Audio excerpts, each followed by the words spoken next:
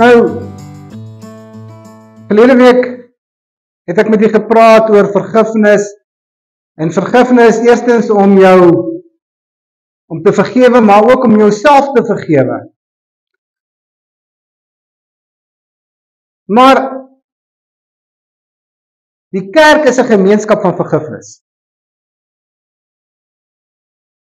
En as ek nou 'n bietjie verloor het, jy sal nou verstaan wat ek sê. Hoekom ek al by uitgekom het.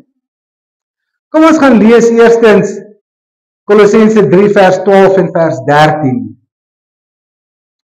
Julle is die uitverkore volk van God, wat hy baie lief het. Daarom moet julle meelewend, goedgesind, nederig, sagmoedig en verdraagsaam wees. Wees geduldig met mekaar en vergewe mekaar.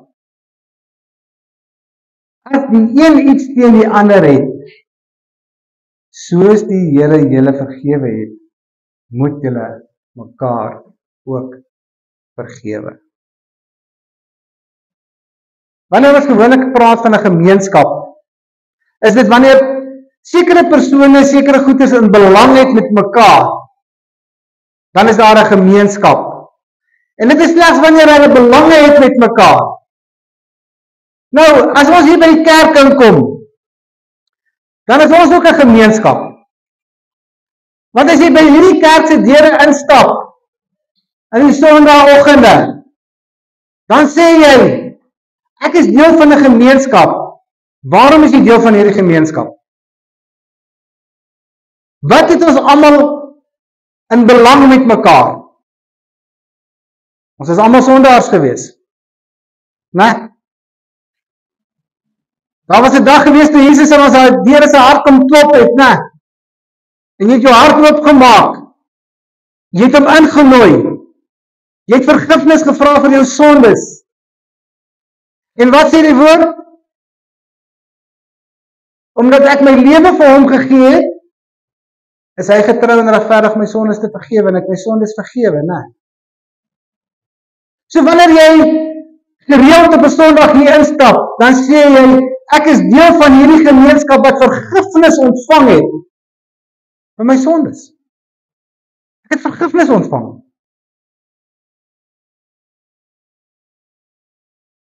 Jy sien, en as ek hier instap en ek sê ek het vergifnis ontvang, dan moet daar eintlik 'n dankbaarheid in my hart wees as kind van die Here. Amen. Ek sê dankbaar dat jy Jesus het jou vergewe. Ek is dankbaar dat jou sondes is vergewe en jy het redding ontvang. Amen. Ons moet eintlik, as jy daar mooi aan dink, moet jy eintlik so opgewonde wees in jou binneste. So opgewonde. Jy moet eintlik nie eens wanneer ons in die kerk is, daar in jou bank sit nie, jy moet eintlik hier van blydskap voor die Here dans en vir die Here sê dankie. Daar's 'n opgewondenheid met my sondes is vergewe. Jy sien, want dit is ook die grootste getuienis wat ons kan uitdra. Dis vergifnis. Dis die grootste getuienis wat jy kan uitdra. Want jy het vergifnis ontvang. Ons sê die kerk is 'n gemeenskap van vergifnis. Hoekom sê ons dit? Hoekom sê ons dit? Matteus 6, vers 14 en 15. Hy sê, as julle ander mense hulle oortredings vergewe, sal julle hemelse Vader julle ook vergewe. Maar as julle ander mense nie vergewe nie, sal julle hemelse Vader julle oortredinge ook nie vergewe nie. Ekskuus, by my is dit 'n bietjie anders as wat op die bord staan. Ons lees hom weer, vers 15. Maar as julle ander mense nie vergewe nie, sal julle Vader julle ook nie julle oortredinge vergewe nie. Sjoe. Dis 'n bietjie harde woorde, né? En dan gaan nou kom ons stil staan by Matteus 6 vers 15. Maar Jesus word gevra, hoeveel keer moet ons vergewe? Want vergifnis is, as kind van die Here, speel vergifnis 'n baie belangrike rol. Nou ken ons hierdie gedeelte in Matteus 18 vers 21 tot 22. Toe Petrus hom vra, hoeveel keer moet ek vergewe? Daarna het Petrus na Jesus toe gekom. En ek wil hê julle moet let op, hy sê daarna het Petrus na Jesus toe gekom. Ek dink Petrus het 'n probleem gehad met iemand. Hy het hierdie persoon nou hoeveel keer vergewe. En nou kom vra hy vir Jesus, luister, ek het hierdie ou nou hoeveel keer vergewe, hoeveel keer moet ek hom nou nog werklik waar vergewe? Ek dink Petrus het 'n probleem gehad daarmee. Want iewers het hy en Jesus al oor vergifnis gepraat. En nou kom hy na Jesus toe. Want hy het 'n probleem hiermee. Hoeveel keer moet ek nou werklik waar iemand vergewe? Nou antwoord Jesus hom. Dan sê Jesus vir hom. Hy vra, Here, hoeveel keer moet ek my broer vergewe as hy iets teen my gedoen het? Selfs 7 keer? Al hy sê nou selfs 7 keer. Ek wonder of hy nou op nommer 6 was. Hy het dieselfde persoon al nou 6 keer vergewe. En as hy my weer moet vergewe, dan staan hy op nommer 7. Nou wil hy by Jesus weet, regtig. Hoeveel keer moet ek my nog vergewe? Nou kom Jesus met hierdie antwoord. Ek sê vir jou, 7 keer nie, maar 70 maal 7. Wat sê Jesus eintlik vir ons? Kinders van God, ons het 'n verantwoordelikheid om te vergewe. Ons het 'n verantwoordelikheid om te vergewe. Om ander te vergewe. Want as dit nie so was nie, sou Jesus nooit vir Petrus gesê het, jy moet daai broer, wat jy nou al soveel keer vergewe het, waar jy nou nommer 7 staan, met jou 7de keer is dat jy hom vergewe, 70 maal 7 moet vergewe nie. Dan sou Jesus dit nooit gesê het nie. Maar dit plaas 'n verantwoordelikheid op ons, om onsself te vergewe, en ander te vergewe. Terug na Matteus 6 vers 15 toe, en ek lees dit weer vir julle. Maar as julle ander mense nie vergewe nie, sal julle Vader julle ook nie julle oortredinge vergewe nie. As julle ander mense nie vergewe nie, sal julle Vader ook nie julle oortredinge vergewe nie. Wat sê Jesus eintlik hier vir ons? Hang my vergifnis af van God af, hoeveel keer ek ander mense vergewe. So hang my vergifnis daarvan af. So anders woorde, as ek nie vergewe nie, gaan ek hel toe. Is dit wat hy sê? Nee, dis nie wat hy sê nie. Dis glad nie wat Jesus sê nie. My vergifnis hang nie af of God my vergewe as ek ander mense nie vergewe nie. Want as my vergifnis moes afgehang het daarvan af, as ek ander mense vergewe, gaan God my vergewe. Dan lewe ons nie onder die genade nie, dan lewe ons onder die wet. Maar wat sê Jesus eintlik?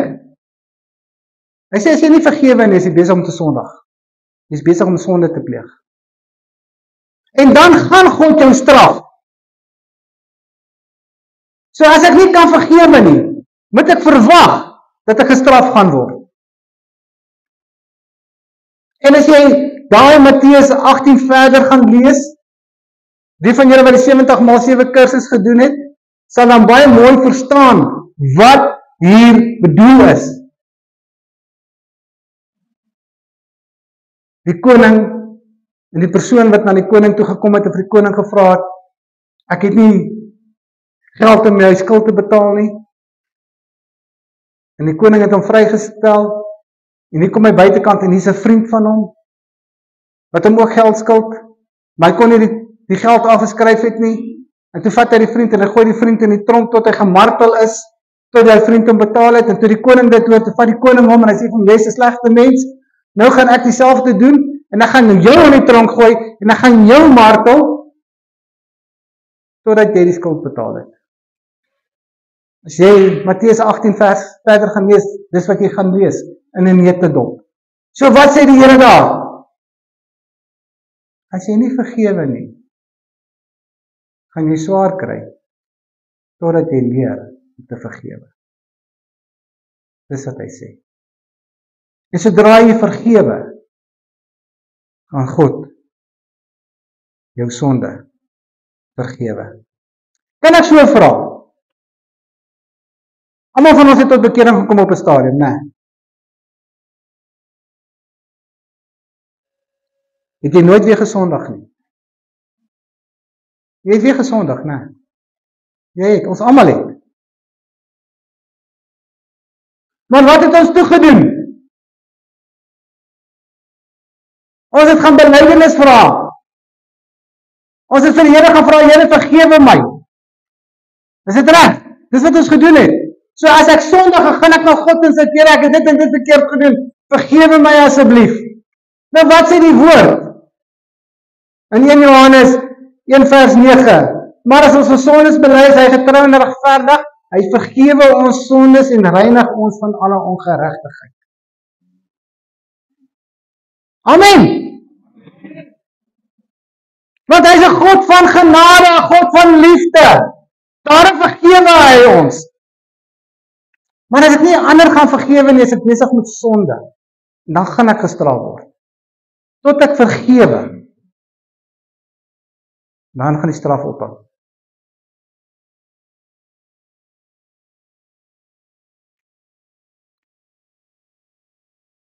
Jy sien, Efesiërs 4 vers 32 sê weer, en dit word herhaal en herhaal en herhaal in die Nuwe Testament.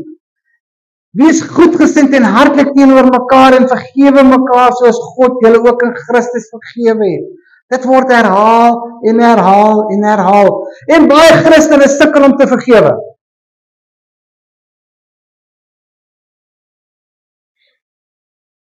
En geen wonder Jesus hamer so jy op nie. As ons nie kan vergewe nie, gaan ons swaar kry. Jy sien, want vergifnis, wanneer ek vergifnis toepas, dan trek ek die natuurlikheid van Christus aan. Aan die ander woorde, kan ek sê, ek trek Jesus se baadjie aan.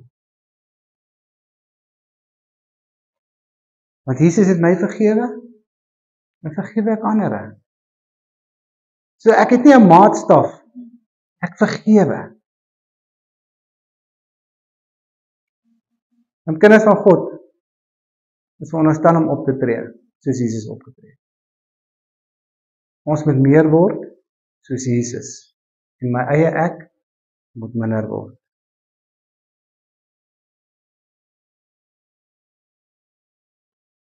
En wanneer vergifnis toegepas word, mag die wêreld na die kerk kyk. Mag die wêreld na ons kyk. En dalk sê, kyk hoe vergewe hulle mekaar. Amen. Kyk hoe vergewe hulle mekaar. Ek gaan afsluit met die volgende gedagte. Wat is jou verantwoordelikheid? Of wat is jou geestelike verantwoordelikheid as kind van God? Wat is jou geestelike verantwoordelikheid? Of kom ek noem dit anderste. Kan ek dit anders stel? Wat is jou geestelike bediening as kind van God? Ek dink dit is beter gestel. Wat is jou geestelike bediening as kind van God? Wat is jou geestelike bediening as kind van God? En ek dink 2 Korintiërs 5 vers 18 en 19 beantwoord dit. Dit is alles die werk van God. Hy het ons deur Christus met homself versoen en aan ons die bediening van versoening toevertrou. Jesus het aan ons die bediening van versoening toevertrou. Die boodskap van die versoening bestaan daarin dat God deur Christus die wêreld met homself versoen het en die mense hulle oortredings nie toereken nie. Die boodskap van versoening het hy aan ons toe vertrou. Die boodskap van versoening. Jy sien, want as daar nie vergifnis is nie, kan daar nie versoening wees nie. Ek kan weer amen sê daarop. As daar nie vergifnis is nie, kan daar nie versoening wees nie. En omdat ons sonde gehad het, moes iemand die versoeningswerk bewerkstellig het. En Jesus het gekom en daai versoeningswerk bewerkstellig aan 'n kruis. En sy bloed het vir ons gevloei, sodat daar versoening tussen ons en God kan wees, dat daar vergifnis kan wees vir ons sondes. En dit is ons verantwoordelikheid as kind van God, om 'n versoeningswerk buitekant te bewerkstellig. Eerstens laat daar versoening tussen 'n sondaar en God is, en versoening tussen mense is. Dit is ons geestelike bediening. Dit is ons verantwoordelikheid om versoening te bewerkstellig met God. Daar by jou werk, daar by jou vriendekringe, daar by jou familie, hier waar jy in die straat loop. Jou werk is nie om rusie te veroorsaak nie. Jou werk is om die versoeningsboodskap bewerkstellig tussen God en mens. Om mekaar te vergewe en vergifnis te ontvang van ons sondes. En op ons beurt om mekaar te vergewe. Amen.